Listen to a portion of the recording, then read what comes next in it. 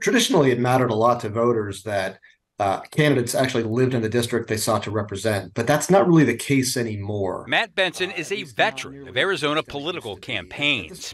He believes residency won't matter to voters in next year's GOP primary for Debbie Lesko's open house seat. What matters is who Donald Trump endorses. A lot of the rest of these issues are frankly background noise. That could set off a fierce battle between Abe Hamadeh and Blake Masters. Both Republicans won Trump's coveted endorsement last year as statewide candidates. And it appears neither lives in Congressional District 8, which covers large parts of the West Valley. Hamadeh, who ran for Attorney General last year, previously lived in Scottsdale.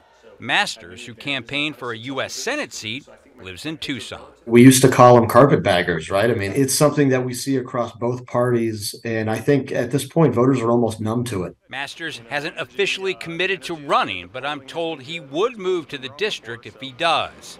Hamadeh, who has announced his candidacy, was unavailable for comment.